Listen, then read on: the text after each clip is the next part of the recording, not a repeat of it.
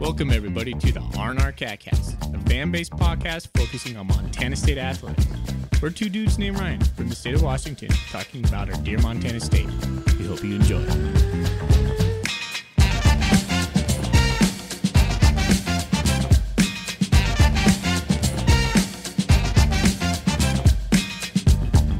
All right, welcome back, Bobcat fans. Thanks for joining us on another episode of the R&R.app.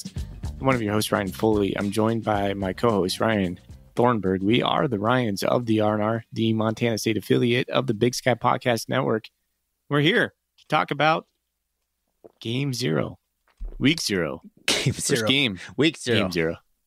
Game 1. Yeah, it's a big deal in the nation. All eyes on Montana State this week as we go against the University of New Mexico Lobos. I learned that today. And anyways, we're going to talk about that today, but I want to shout out our sponsor, Gear Up Sports. Gear Up Sports is a Bobcat-owned company that supports a youth platform focused on solving the uniform and apparel headache for coaches. If you're a youth or high school coach and need uniforms or player packs, please contact them at gearupwithus.com and make sure to mention the R&R Catcast. Like I said, they are Bobcat owned, and we're happy to have them as our title sponsor for this year. All right. Well, it's good to be here. Thank you again for Gear Up Sports, and excited to actually talk a little bit of football. I can't believe it, man. I've been thinking about Week 0 games. I think I can only recall one other Big Sky team that played Week 0, and I think it was Eastern Washington. Eastern Washington did it. I know that.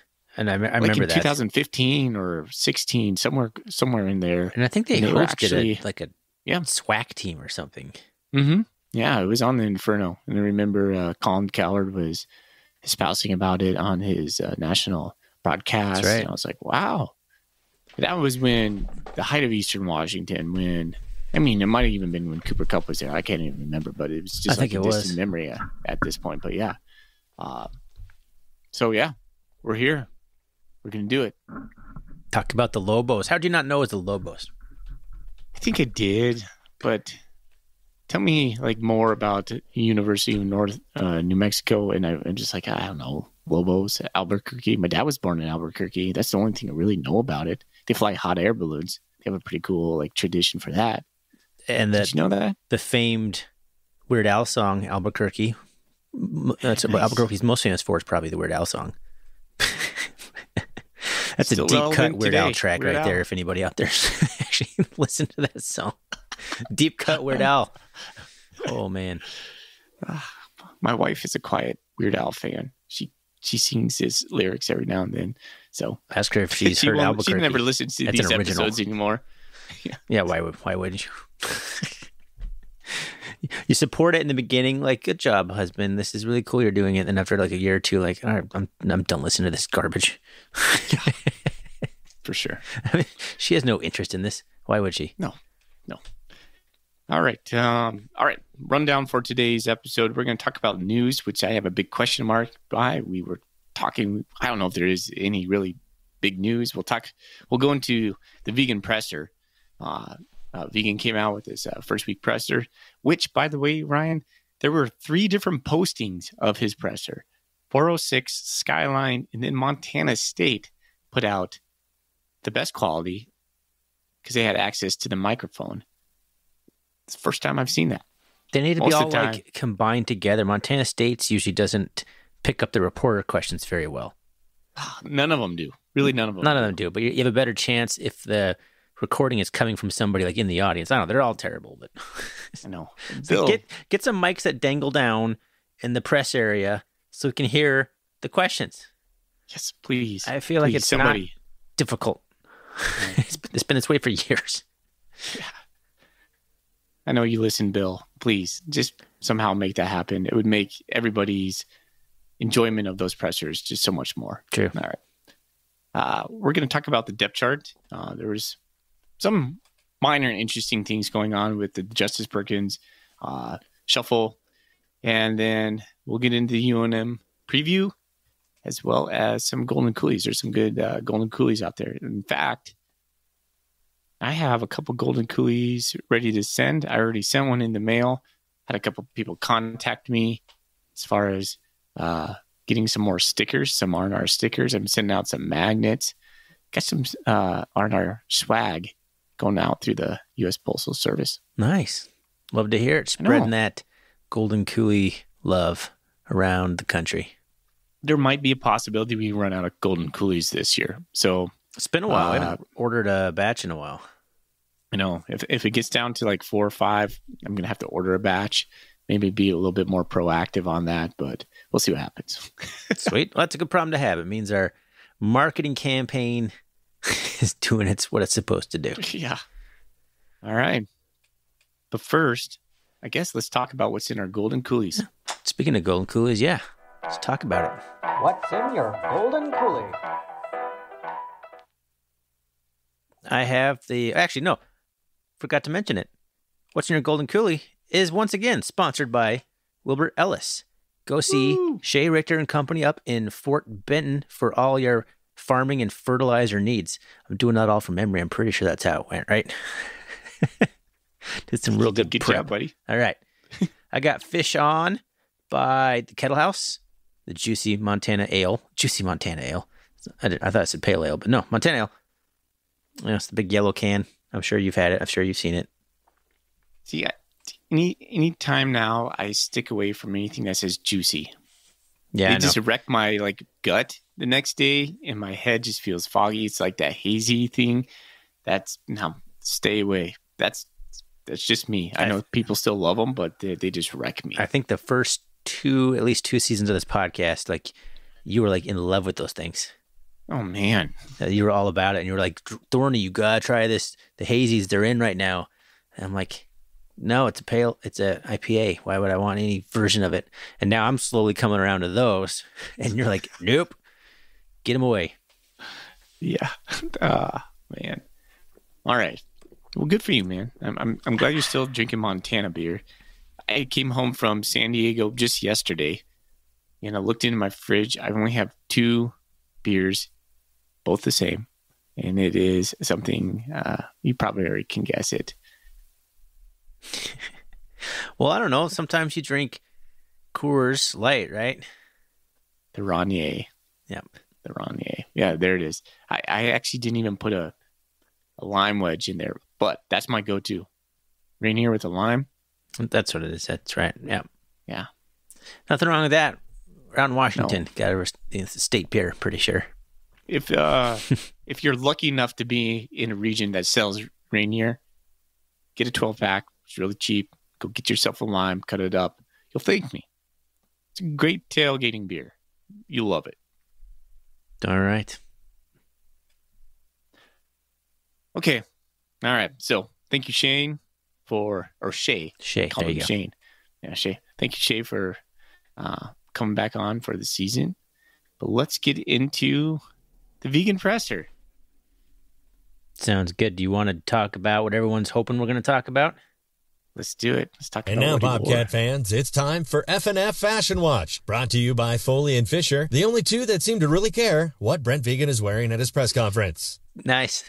That thing's been sitting in the rotation here, just ready to be played again. Just cooking right there. Simmering. Coach Vegan donned a navy suit with a gray shirt and a deep ocean blue striped tie. I can't handle when you say striped. I just can't. It makes me laugh every time. I like it, but it's just funny. Well, that's the hard part. The ties are the hard part because he has some really nice looking ties, and I don't know how to describe them because I've been like, okay, they have stripes. There's some colors in there. I mean, you do a better job than I would do, for sure. I'm horrible at describing attire or anything. I like really. I like the gray collared shirt he had. I like when he doesn't go white shirt. White just looks too stark. I'm not a big fan of deep colors like burgundy. Don't ever do that, Coach Vegan. It's not going to look good with your skin. Well, he can't do any variations of dark red. No, don't do them. Not at Montana Red's State. not in your palette, buddy. Just go with the gray, off-white. maybe a subtle pinstripe would work. I'm still hoping the day he gets up there with just a hoodie. No, I want to see that, but I don't think he's gonna. So No, I think one day he's just going to go full Bill Belichick and just wear like a sleeveless sweatshirt. Just not even care anymore. Just gets up there. The day's coming. What would you guess his record is in 3 seasons? Well, I think I saw it the other day. Isn't it like 32-9? Damn it. Yeah, it's exactly that. Yeah, that. I remembered. I saw it. I was like just read that number like today or yesterday and it stuck in my head. All right. Pretty good. Here's another one for you. How many seniors do we have? That's a good question. 35? 35 seniors? Is that your final answer? Yeah. It's lower. Okay, I had no idea. 35 is a lot. Oh, I feel like we have a lot. I feel like we have a senior leading team. Yeah, we do. 23. Okay. That's better than I thought. I was thinking we were like 35% seniors. Okay, I'm done asking you random questions. Okay. So, I mean, what did we gather from watching Coach Vegan in this presser? Not much. He doesn't say much. Platitudes for Bronco Mendenhall. By the way, Bronco gave his own presser. Did you watch that? I did, actually. I caught a good chunk of that. Yeah. First time I ever watched Bronco Mendenhall talk, period. Same. He is like, seems like he's on some sort of like medicated high. He just seems very pleasant and smiley the whole time and like not a care in the world. That's what he's just aloof. Almost like when you give a dog like a tranquil pill because they're too like hyped up and they're just kind of even keeled there. It's kind of Bronco there for me. Yeah. I mean, I don't know. He seemed like a pretty well-spoken coach and a guy who knows a lot about football. And I don't know. I liked him. Did he inspire you? No. Yeah. The question I kept asking myself was, would you want Bronco Mendenhall as Montana State's coach? I mean, if you listen to Brent Vegan talk, does he inspire you? Not initially, he didn't. I'm coming around to him. 32-9 is good. 13 is good. If he was, somewhere in there, like around 500, I'd be like, get this guy out of here. Well, yeah, I don't care how rah-rah you are if you're sitting around 500. Do you need to be a player's coach? I don't think so. So you think maybe more CEO... modern times, you probably have to lean more to that side than maybe you used to? Because I think players need that now. Otherwise, like, you really got to give them a reason to stay and play for you. Otherwise, just going to go chase the money and go somewhere else. But I still don't think you need to. I think that's what all the assistants and position coaches are still kind of, that's really their role. Yeah. So the presser talked a lot about Vegan talked a lot about he's pleased with the efforts. There was a lot of softball questions about, give us a little bit on the depth chart. We'll talk a little bit about that in a moment. A couple questions on the Lobos, how we're going to prepare for the quarterback. Coach Vegan was talking about quarterback being a pretty much kind of like a Tommy Millott athletic dude who can do it on both ways. I think their quarterback is named Devin Dampier. Is that what you ascertained in your research? Okay. Yes. That they have 60 transfers, which is unique and just kind of wild. It's crazy. Yeah. Coach Vegan has never played Bronco Mendenhall. They never crossed paths, which I thought was kind of interesting. But like Coach Vegan, he's never going to say anything off the cuff or not complimentary. So a lot of just kind of boring stuff as normal when you listen to it. But again, if you listen to us for the last couple of years, Coach Vegan says stuff between the lines. You got to kind of parse out what he's saying or what he's not saying through his comments. I think right now he's feeling pretty confident. He's happy that game day is here.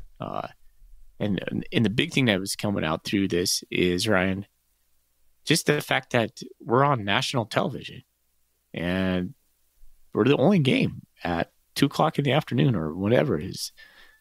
And that's a big deal for Montana State. It is a big deal. It's we'll talk about that in a little bit, just the opportunity and the importance of this game. But Brent Vigen, one thing that kind of stood out to me, he talked a lot about, and I'm not sure this was an interview with Coulter or if this was the press conference. I might be confusing the two, but he was talking about being relatively healthy coming out of fall camp. But then you look at it, it's like we're missing a couple guys that are relatively big pieces. So I think for Brent Vigen to say that, it's just like a testament to the confidence he has in the entire depth chart. Yeah, I caught that, and my feeling was, yeah, well, what about all the offensive line? But you're right. He's just confident, man. He's like, we're still good. That's how I kind of read it.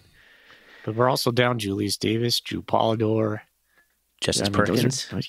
Justice Perkins, all huge names, right? I know. So for him to say that's a little bit different. I mean, he went out of his way to say that. So it's like, I'm not sure what to read about that. I took it as kind of a positive, but...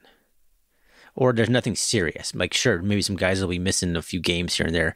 Outside of New Mexico, though, the outer conference shouldn't be too challenging.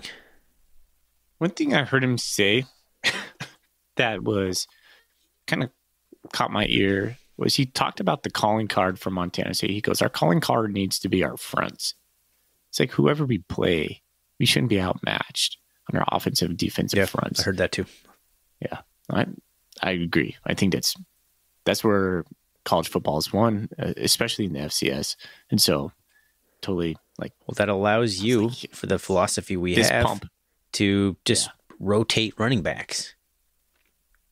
Because you can be, I'm not saying anybody is on Montana State, but you don't have to be the best running back in the league to have a good game behind an elite offensive line. Mm-hmm. They're doing the work. You just got to find the hole and run fast. And I think that's why Montana State has such success rotating backs and running the ball. It's not that there's a bunch of elite running backs. They're incredibly good running backs. But it's all starts up front. All starts up front. That's the truth, man. And it also starts by a quarterback who's good at zone read. What do you think about Tommy Mellott this year? I'm excited. Are you? Yep. I kind of like, if you press me on it, I kind of feel like I err more on being nervous for Tommy. I'm nervous he's going to get hurt. Yeah. But I'm excited to see his productivity, not having to come out of the game, getting into a flow. When the defense is on their heels and then you just kind of keep punching them instead of swapping out for a whole different quarterback in a different package, which also kept them on their heels too. But, I'm just excited to see it keep rolling with one guy. Yeah, I was listening to Brooks Nuanez today say, he's like, Tommy's going to have an opportunity. Let's say he has 3 series in a row where he's kind of iffy or maybe things are not flowing for him.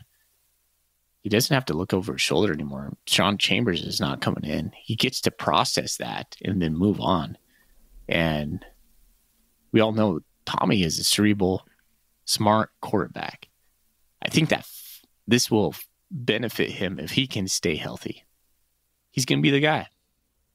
Yeah, I heard Brooks say that too, and it's a good point. But the inverse of that is he's got no security blanket.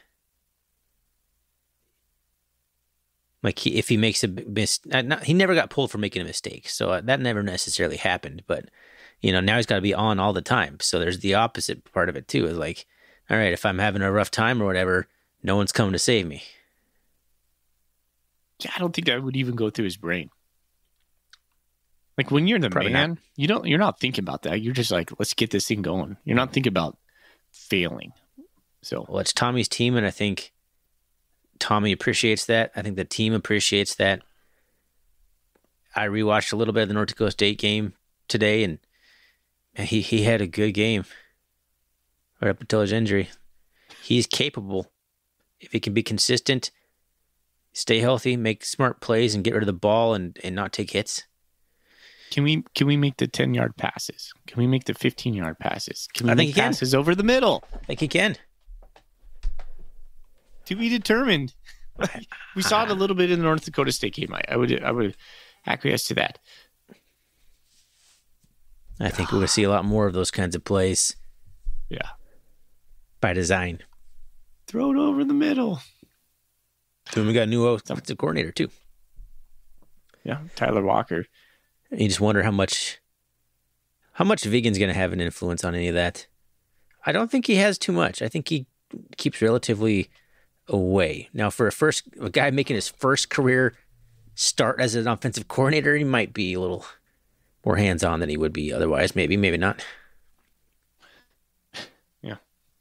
It's crazy. We have two offensive coordinators making their first, or two coordinators, excuse me, both making their first starts, right?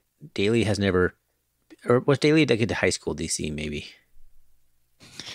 Like he may have called plays before. I don't think Tyler Walker's called any plays anywhere. I think Daly called plays last year. Well, I guess he did when Garza was suspended. Yeah, that's right. That's right. I forgot about that. Well, there you go. Still, lots of inexperience on the coordinator position. I'm a little bit not worried. Is not the word. Anxious? I don't know. I want to see how Tyler Walker calls the game. Yeah. I want it to be different than House Right. I want it to be more balanced. I don't know. I'm not sure what's going to happen on Saturday, but it's going to be something. It's going to be something. When we talked to Tyler, he was confident. I think he's up for it.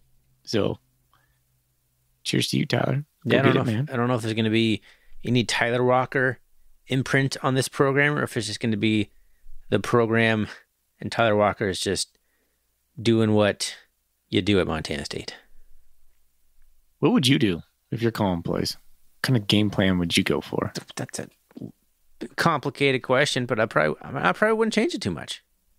Yeah. I'd probably keep with what we've been doing.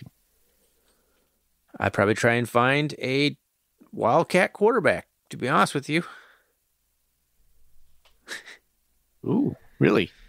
Well, yeah, I'd find my Sean Chambers-esque guy. I wouldn't rotate him as much, but I would have packages. I don't know. I don't know if everybody on the roster who's going to do that. See, I would incorporate more short passing game. It's the thing I would lean on. I would take just away a little bit more. The long fades, the consistently long bomb fades that just did not work last year, unless they're working in practice, unless like Alexander or somebody's going up and getting those now. Yeah. Yeah, I guess that'd be the other thing I would change. Okay. All right. Hey, let's get into the depth chart. All right. Some big changes on the offensive line due to Justice Perkins' injury. I was not expecting to see Titan Fleischman on the starting depth chart at right tackle, which Marcus Ware moves over from right tackle to right guard because Cole Sane moves over from, I assume he was right guard, to center with Perkins' injury.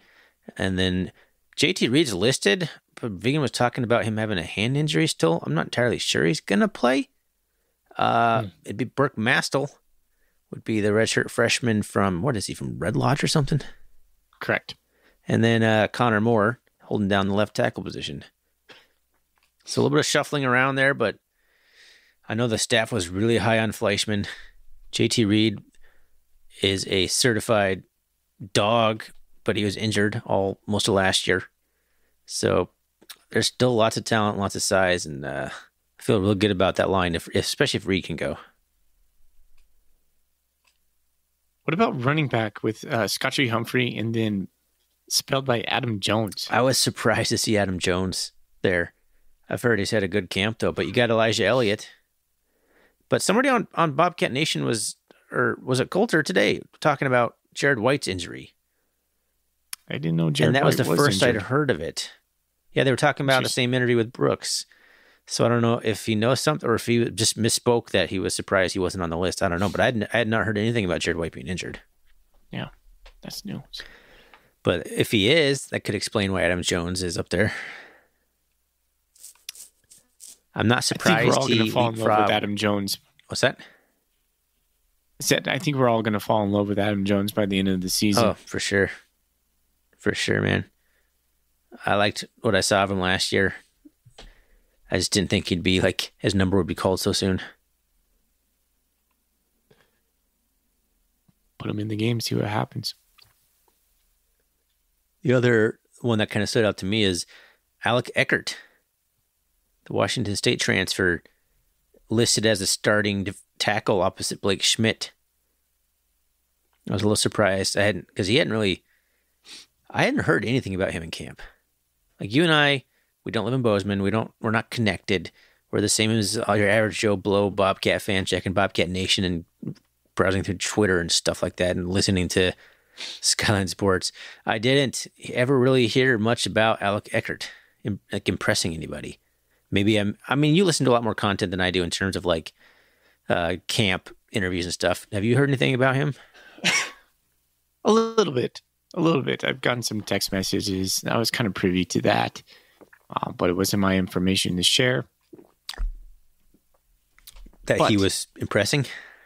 Yeah, that he probably was going to get the starting job. I was correct on Paul Broad going over to nose and not at tackle, which came from the same source. So just showing my hand a little bit on that. But I think you can kind of watch who Montana State puts in front of the camera. You can read between the lines right there. And I think Eckert got at least 1 or 2 interviews early on in the season. And so to me, that was like, oh, they're high on this guy. So that kind of interesting fits. Perspective. Yeah. Yeah. Well, I'm excited. Like he was a guy when we signed him, I was excited. He's like a weight room freak, just an Adonis of a dude. His neck is, probably larger than my quad. It's just unreal when you look at him. It's just like neck to like ears. Like my face is like contoured. His is just like it's like a cylinder. Yeah, that's like NFL guys have it all the time. By the time Troy graduated, he was kind of the no neck gang. How do you get like that? What kind of lifts do you have to do in order to do that? I don't know. I got a little scrawny neck over here. And I've been lifting and I feel like my neck is not getting buff. So you would look weird with a buff neck. It would not look good on you. Just keep your normal neck. Okay, keep that in mind. Keep the normal neck. The rest of the line looks like I'd expect. And the other one would be Blake Stillwell starting at free safety, confirming that Drew Polidor will not be going for at least New Mexico, probably the out of conference, which is a bummer. Like, is this a guy that's going to end up being the hurt guy that just has his career derailed? I feels like not. He's been hurt almost a full year. A full year. He was so impressive against South Dakota State last year. Like, he was the guy that was kind of equalizing everything, like actually bringing the physicality and making Jackrabbits hear footsteps a little bit over the middle. Like, you need that kind of guy, but the problem is, if you hit a lot of people, then you are also likely to get hurt. So it's got some guys, you lay the wood, you get hurt. It happens. Yeah, I don't even know if it's his hand anymore. He was doing with all the stuff with his hand. This could be a different injury. Maybe a knee. I don't know. Hopefully, I don't know. I'm just speculating. But I mean, these kind of injuries that we're seeing right now, I'm speculating here, but you're playing against in a national championship or a semifinal game. Drew Polidor is probably playing, right? Yeah. I don't know if it's that serious, but you hold him out in a game like this because you want him fully healthy eventually. But I imagine they could tape him together now if they needed to. But Blake Stillwell he's a hard hitting guy too. He's a little firecracker. Got to be more disciplined this year. Yeah, he's got to take a step. I would agree with that. He's a guy who takes some gambles and gets burned sometimes, but he'll also make the play. You need some of those guys once in a while. You just got to learn to harness the mistakes and keep those down. Because his backup is Tyson Pottinger, who's already a junior, and a guy that had a lot of hype coming out of high school, I know the staff was really high on him. I just don't think he's necessarily shown that he's ready for the college level. And they usually say, like, by the time you're a junior, if you haven't figured it out, you're probably not going to figure it out. That's kind of what you hear. So nothing against Pottinger. I'm hoping that, we don't need him to play, because I think I'd rather have Blake Stillwell and Drew Powell remain in the spot. I mean, at that point, they might even bring over Keaton Dowler before Pottinger, if I had to guess. So kind of hold your criticism too, because we've got a new coach back there. Coach Owens is coaching the safeties. That's right. Maybe he's a better coach. Maybe he relates better. So to be determined, right? Yeah, fair enough. Yeah, I'm excited for the group. And other than that, Taco Dollar's returning punts and Marquis Johnson's returning kicks. Nothing shocking there.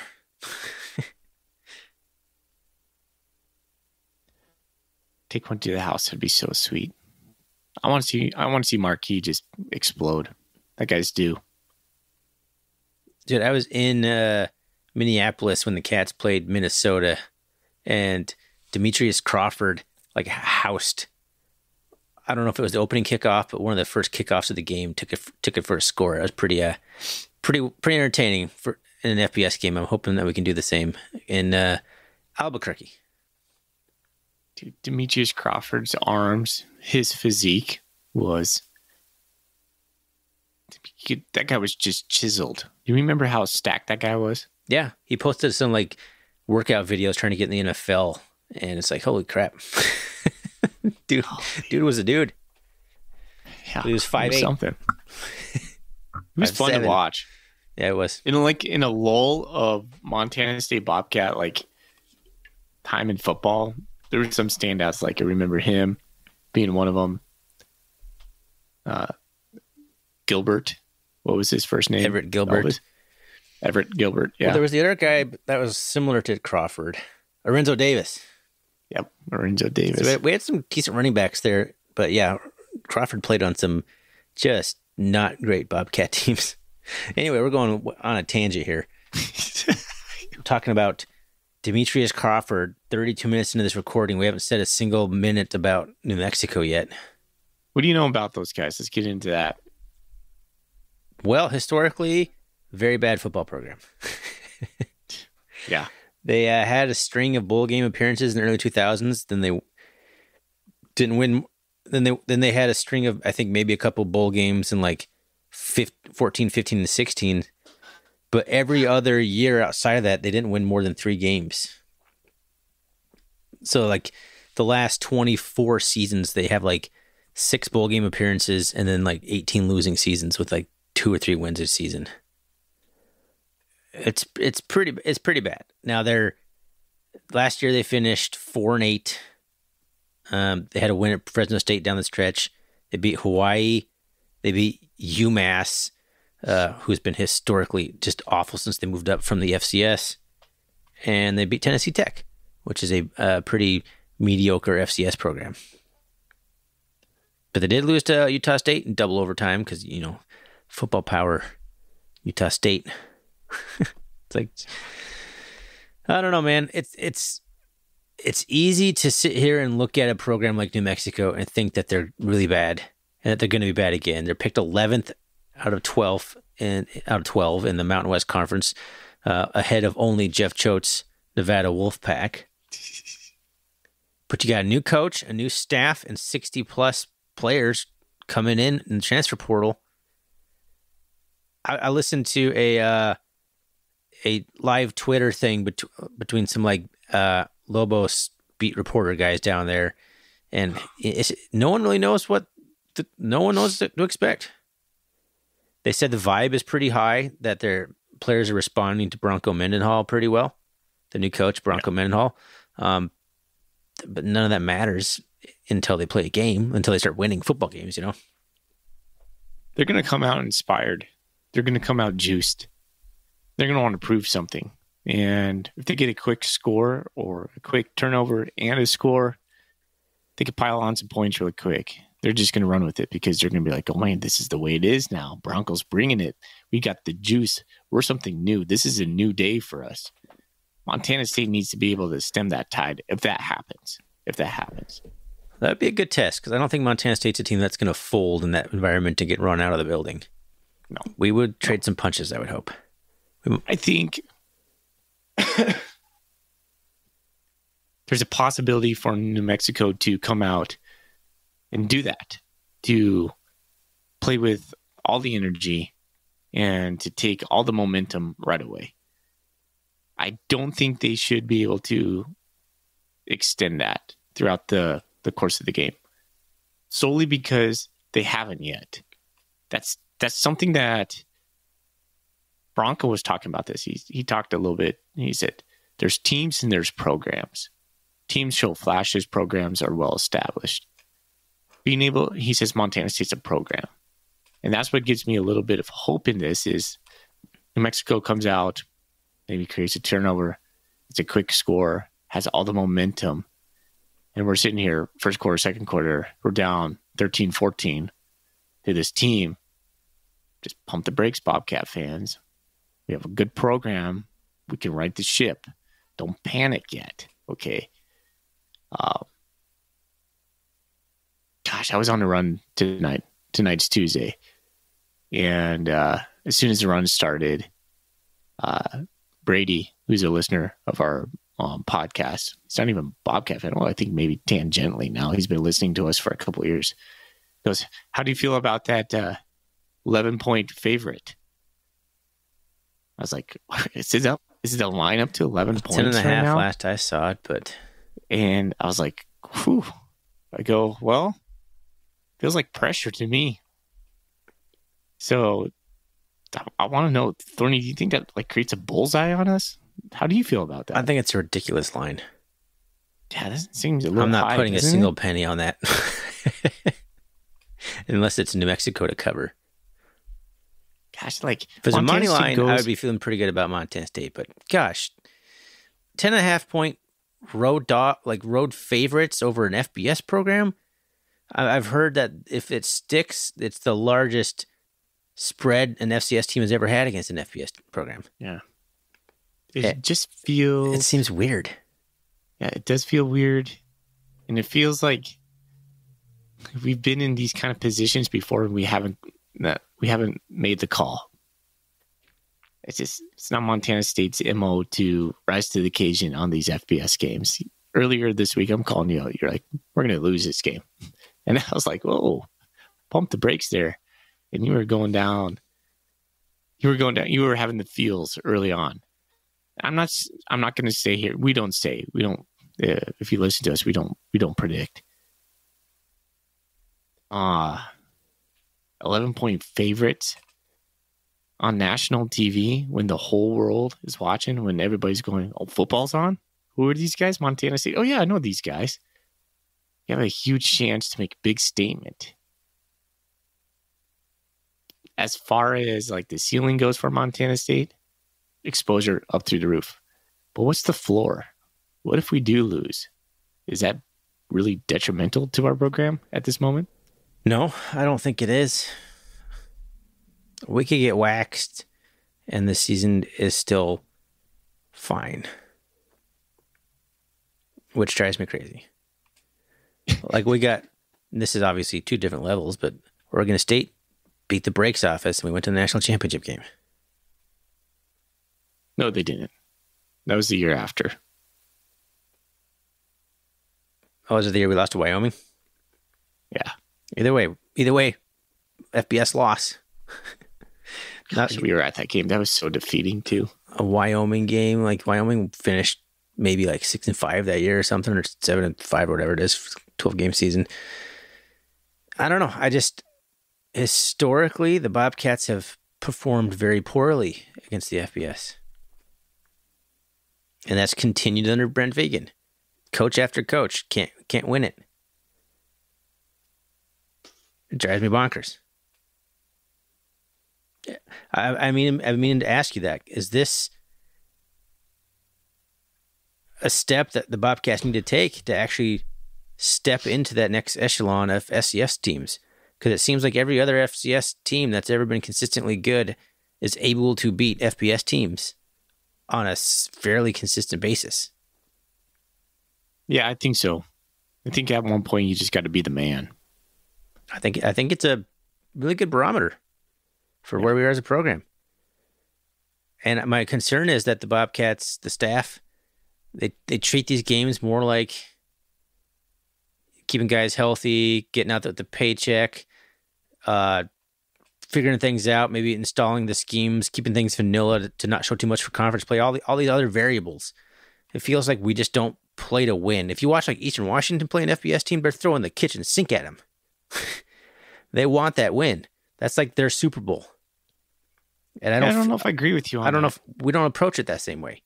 We might not be approaching it as negatively as I'm predicting, but we don't approach it like we're going to go in there and get this win. I don't know. That's why we don't ever win games we shouldn't win. It's not something that we do too much. Yeah, see, you and I are on different pages on that one. I'm not sure we are withholding on these games. So, fair enough. It could be just that you can't do the stuff that you normally would do against an FBS team because they can shut you down. All right. I have a question for you based off this conversation right here. If you were scheduling, or if you had like a magic wand to schedule anyone, who would you want to play during this week 0? I don't know, a team like New Mexico? Serious? Is it? This is who you would pick? Well, I want an FBS win. It's not New Mexico, but it's Wyoming or Utah State or something equally mediocre. Okay, what if I open it up? I want a winnable FBS game against a team with name recognition. Would you choose this game over playing in South Dakota State?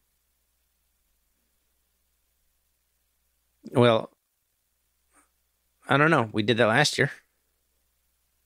I was thinking about this yesterday on the plane. What if South Dakota State was coming to Bozeman? No, if it's in Bozeman, that changes things. Week 0. Oh my gosh.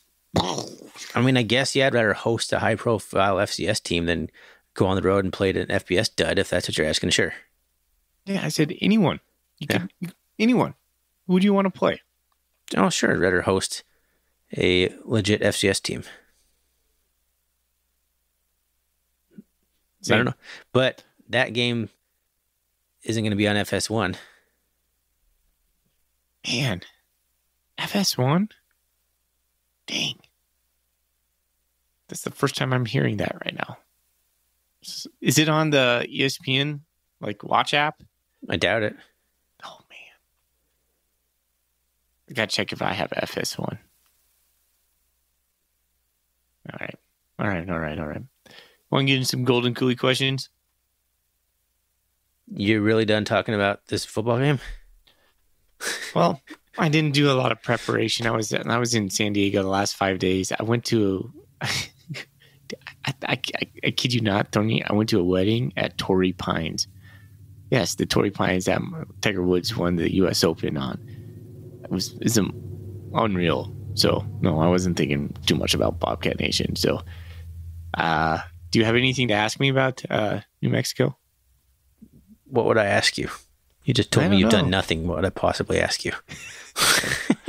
Maybe you had something in your notes to ask Thorny or Foley about.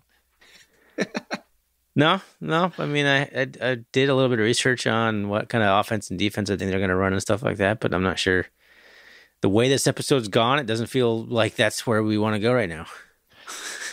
Yeah, sorry. It's been very... I do know a little bit about high-flying, superficial. The defense. Multiple fronts. They're going to show not just the same stuff. They might show a little bit of 3-3-5. What do you think about that? Well, we're familiar with it. Yeah. Up until last year, we were beating the pants off of it. So we'll see. I mean, the 3-3-5, you got to have dudes and you got to have guys who can tackle. And, New Mexico's a lot of transfers. They have an entirely new offensive line. Every single one of those guys is a transfer, making their first start in New Mexico. Wow. That's crazy. It's pretty wild. It's pretty wild. Yeah. There's guys from like all over. They have like a low FBS, some Power 5 guys, and I think like an FCS guy, all starting. Dang, that's tough. That's tough. And I think the most experience they have, and I think their best players in the secondary. So I think, this all to me lends running the ball. They were like 122nd in rush defense last year. I mean, you can kind of throw anything out from last year out the window statistically for New Mexico. That's the hard part. You have no idea what they're going to do with the roster, the talent they have, and the coaching staff they have. Everything is completely revamped, completely changed around. This is like when Weber State was like basketball, like eight of their 12 players were like transfers in. You don't know what you're going to do. You can rebuild your entire team in one offseason, and then you can even do it in football. All right, give me your keys to the win. Win the turnover battle. Run the ball, and contain their dual threat quarterback. Agree with all those. I'm going to have to control the clock. You don't want to get into a shootout? I don't want Montana State to score too fast. We talked about this, I think, 2 or 3 episodes ago. I want those like meaty 8 to 10 play drives that take up 5, 6, 7 minutes off the clock. Boring, but just grind you to death drives. That's what I want. I don't want that against Mexico. I want to score 50 points. Make a statement on national television. I want to control the clock. Not look like Iowa playing. And then get off the field, 3 and out, control the clock again. I want a game like Idaho did to us last year, where they only possessed the ball for 20-some minutes. Nobody liked watching 40. That football game. Not even Idaho fans like watching that football game. Oh, they loved it, man. I was there. They loved it. Let me tell you. The most boring brand of football. It's such a painful game to watch. Stupid. We lament that game every freaking episode. All right. Yeah, you brought it up. Good job. Yeah. I don't know. It's a winnable game. I think the line is overblown. I can see the Bobcats being favorites, and I can see why bettors. It's moved that way too. It started at like a 4.5 or 5.5 or something, and this just keeps going up. Yeah, that means people are putting money on the Cats, right? I'm not a bettor, so I'm not sure how that works. Is that how that works? Yeah, I'm not a huge bettor either. But yeah, it's crazy, and I think from what you're saying that you think the Lobos could come out fired up and punch us. I think if we come out and punch them, they're going to unravel real fast. Because I didn't say the Lobos will do that. I said if that happens, sure, because they're under new coach, they want a new identity, they want all these new guys come together. They're trying to forge their identity. They're going to be just absolutely juiced, sure, coming out. They're going to want to make a statement. They can. They get a fumble. They get whatever. Get a big play. That crowd is going to go crazy. That sideline is just going to go nuts. How does Montana State 12,000 fans that they're going to be there? It's going to be, like I said, a new day for them. This is a new era, a new day. It starts now.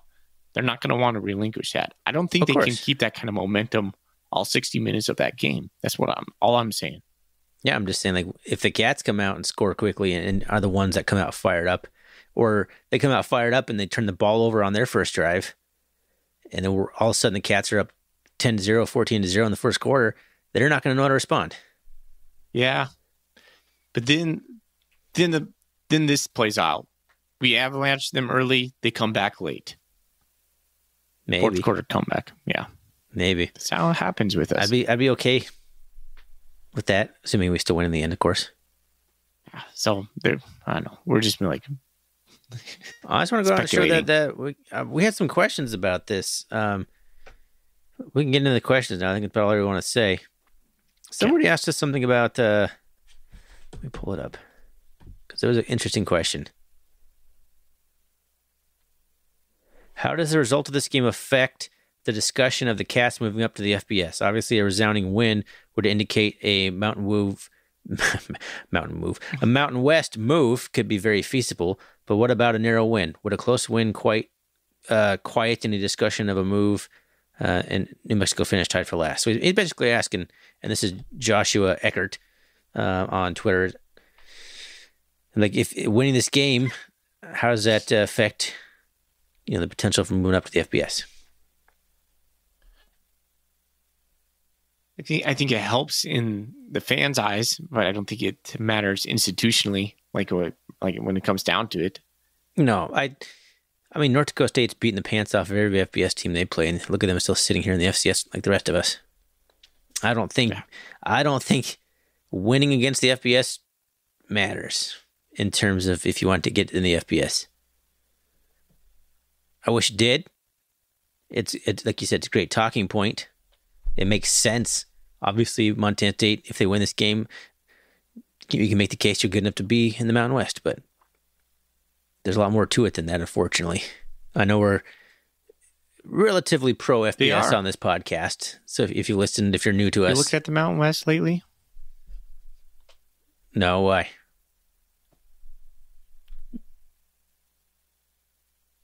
What are you... I'm confused. Are you trying to make a point? I think we can beat 2/3 of that team. Oh, okay. Gotcha. That conference right away. Sorry, you're like talking while I was talking, so all I was like, have you looked at the Mountain West lately? No, I'm just saying, like, I don't know. Yeah, I'm just saying. I'm just saying. Any of the top 5 to 10 FCS programs would be pretty competitive in the Mountain West. But beating them as an FCS team doesn't, like, change anything, I don't think. So, good question. Interesting question. I mean, we have another question from Brendan Ireton. I would love to see Montana State play Boise State. Is there a lag on here, or are you just interrupting me on purpose?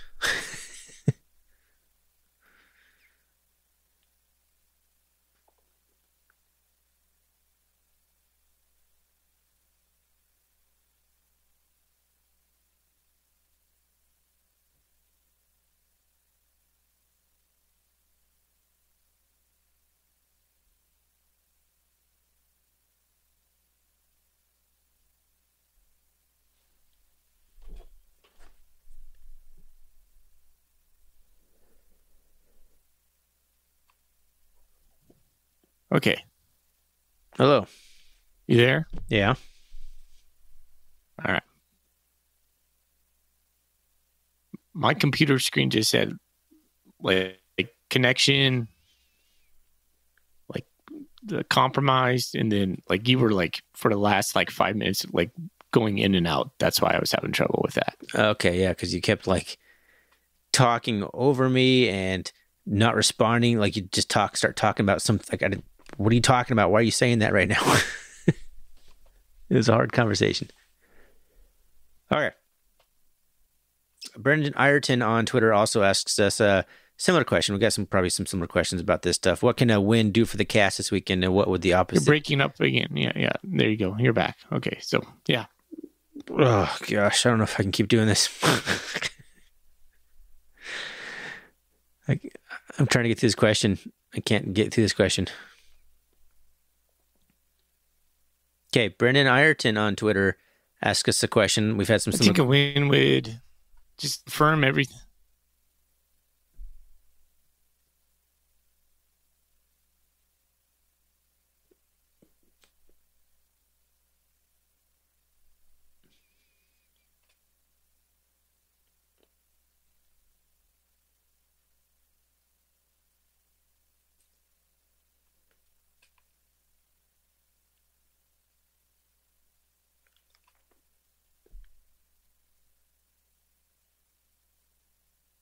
Hi. Zencaster is not working great right now. It's like every time you talk, it goes. So it's our connection. Yeah, I'm about ready to quit. It's making me really cranky. Well, let's get through them. I Try can't. one more time. I can't. I've tried 3 times to ask this fucking question to you.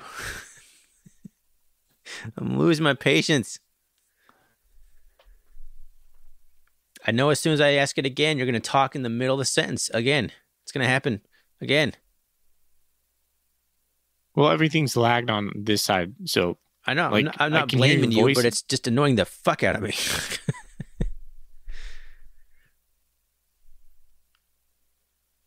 I think you're like 5 seconds behind me.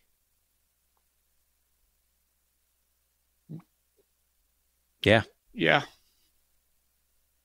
All right. Say something as soon as you hear this. Yeah, I got it. Yeah, that's about 5 seconds. About a 5-second delay. Should we get on and get back on? Or get off and get back on? I don't know what happens if we both Just keep quit. the device rolling? Yeah, I guess we could try that. All right.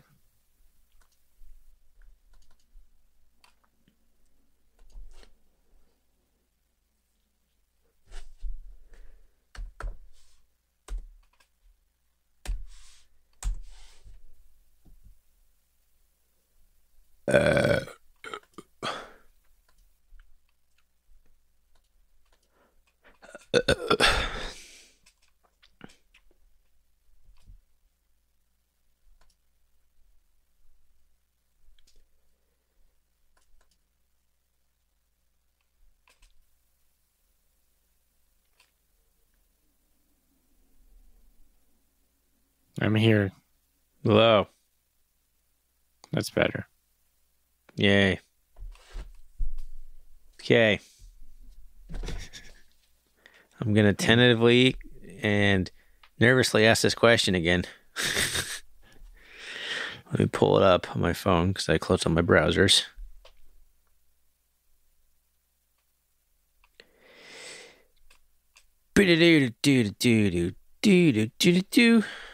Okay. All right, and a similar question on Twitter. We got Brendan Ireton. Sorry if I mispronounced your name. What can a win do for the Cats this weekend, and what would the opposite impact be? Is this weekend a must-win? If we win, great. If we lose, time to regroup. Yeah, I don't think it's a must-win. I think it kind of is a must-win if you want a top 2 seed. I don't even know that. You could convince me that momentum towards the end of the season, you know, even if we lose, let's say we smoke the Grizzlies and all this stuff, and Montana State's looking really strong at the end of the season. To me, these early games really matter besides just the tally mark in the win or loss column. I don't know. The Cats have had, I think, some bad luck in the seeding process. Will a committee look at this game and say, "Oh, the Cats beat New Mexico. That's a huge win for them." They won't. Yes, They they absolutely will. They absolutely will. They're like a terrible team, though. Like you said, they're a terrible FBS team. Yeah, but if we go 12-0, we're getting the top 2 seed. If we go 11-1, then we're going up against another team that's also 11-1. And if that team has an FBS win and we don't, we're going to lose out. All right. Well, this is about the 5th time we've tried to finish this episode. I keep asking the same question over and over. We keep having just connection issues. We both just restarted our computers. Let's try this one more time. And if that doesn't work, I'm taking the rest of this on my own and getting us out of here. Brendan Ireton on Twitter asks us, what can a win do for the Cats this weekend, and what could the opposite impact be? Is this weekend a must-win? It is not a must-win in the grand scheme of things, but I think we just had a little debate about whether we need to win this game if we want to be a top 2 seed or not. I think we do. Yeah. I mean, obviously you want home field advantage through the playoffs. Is it a must-win? No. Should we win? Yes. Will the sky come crumbling down if we lose? No. No, shouldn't. No. Johnny Longman on Twitter asks us, which Bobcat will be the drippiest? Simeon Woodard. Simeon Woodard? It's a good one. It's a good one. I mean, I like the way Brody Grebe dresses himself. I was going to say Western Drip, Brody Grebe. Western Drip, Brody Grebe. We were talking about this too before this. You know, I would have picked like Jacques Allen or like Jeff Manning. Those guys always had something going on. But I don't know who the guy on the squad is this year. I don't know who it's going to be. Danny Yu? He's got some style. Danny Yu? Yeah, that's a good choice. That's a solid choice. The Boston Bobcat asks us, do you guys believe the Cats can win this game by double digits? And if MSU were to lose, would it be considered a disappointment even though it's a money game? So, I mean, we have a lot of similar questions about this. If we lose, I do think it's a little bit of a disappointment, but like you said, it's not, the sky's not going to come crashing down. And absolutely, we can win this game by double digits. Yeah. Yes and yes. Double yes. 10, 11-point favorites. Absolute disappointment if we lose this game, for sure. Yeah. Yeah, don't get it wrong. I will be disappointed if the Bobcats lose. It's not the end of the season. Put it this way, Thorny. Did South Dakota State lose this game? No, probably not. Yeah, exactly. So if we want to be considered a national championship contender, we should win this game. No, to me, it's next step. Like we talked about earlier in the episode, like consistently good programs, the FCS beat FBS teams. Even Sac State beats FBS teams. Richmond, the number 4 team, last time Brocco Mendenhall played an FCS team when he was at Virginia, beat Virginia.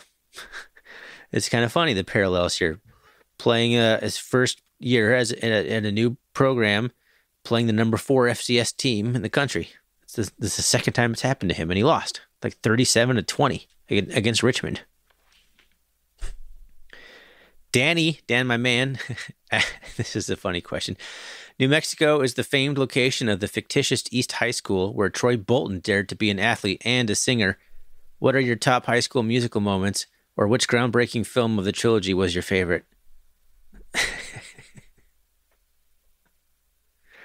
You have two boys, so you probably haven't watched a lot of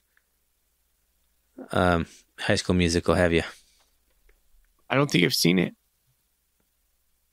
I mean, my personal favorite scene from High School Musical is Get Your Head in the Game, where he dances around on the basketball court doing silly dances with the basketball and get your head in the game. The Cats got to get their heads in the game. There's my top High School Musical moment. I've watched way too much of that because my daughter loves them. Oh, trying to purge those in my brain, Danny. You guys just had a moment. I like it. All right. I think that's all I got on Twitter.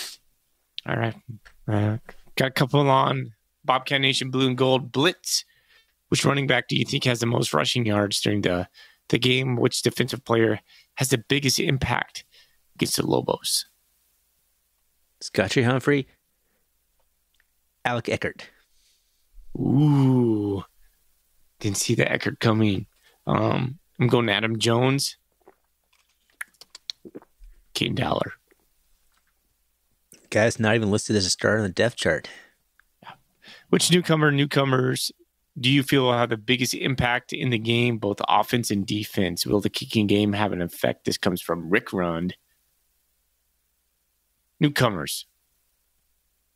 Alex Eckert, obviously, was your answer. Yeah, I can just pick the same answer. Boo. Booyah. Offense, Javonte King would be a newcomer. I guess he was here last year. No, Lanyata. There you go. Alexander. That's going to be my pick, would be Lanyata Alexander. Will the kicking game have an effect? I hope so. Positive? Cross your fingers. Roger Fisher. You spoke last week, but I want to hear more about how you think Bobby Daly taking over the defensive coordinator will change things. What do you think will stand out in the midst of the defense in Albuquerque? Thanks for the great content. I've missed you guys. Oh, thanks, Roger. Roger, as in Roger of the Foley and Fisher Fashion Watch. If you heard earlier, of the same fame. Roger, in short, because my voice is failing me, I'm going to try to keep everything a little bit short right now. I just think, I think just in general, if I had to distill it, I think the players have a general more belief and appreciation for Bobby Daly. I know that sounds very simple, but if you believe in the guy, call him the play. If you trust him, if you have some respect for him, I'm not saying they didn't with Garza, just feels like they have more for Daly. I think that's enough to make a difference. I just think that I believe Daly can take a step back, and he was down there in the mud while the Bobcats were having a hard time tackling and getting, having teams put up yards against him. I think he can now look back, take a step back, look at the film, and I believe Daly can implement changes and has been implementing changes, and the players will respond. And I just believe he can fix some of the deficiencies. I don't think it was a talent problem last year. Same. So I think whatever dysfunction there was on the defense, which is hard to pinpoint, I think Daly can correct. I'm optimistic about that. Oh my gosh, Thorny, look at this. First time poster. Post number 1. Kaiwit Cat. That's how I'm reading that. Longtime reader and listener. I'm looking forward to your takes on this season. Looking ahead to Sunday morning, what is the headline in the Bozeman Chronicle? I think it reads, Bobcats show out in their opening weekend, romp over New Mexico. Couple more. Which coaching staff, offensive and defense, is under most pressure to perform Saturday, and who will have more rushing yards or rushing touchdowns, Scotchy or Tommy? Well, to go into the first question, Bobcats in a blowout is what I'm thinking. Sunday morning. Bobcats, Buck, Broncos, Lobos. Ooh, alliteration. Always good. That's what I'm going with. What was the second part of the question?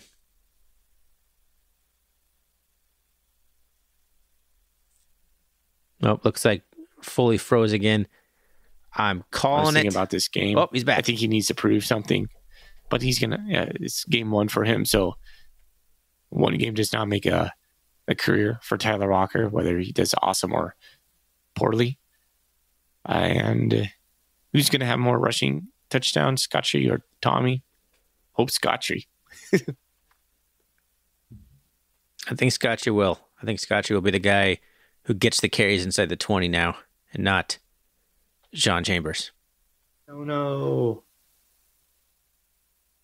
You all right there, Foley? We're having so many connection issues here. All right. Foley, are you here long enough to pick a winner? Can we pick a winner on the Golden Coolies and get out of this hellhole of connection problems?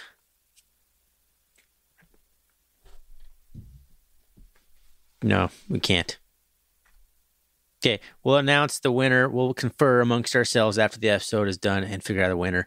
Thanks, everyone, for submitting the Golden Coolie questions. As always, they're a treat to read and a big part of the fun of doing this podcast.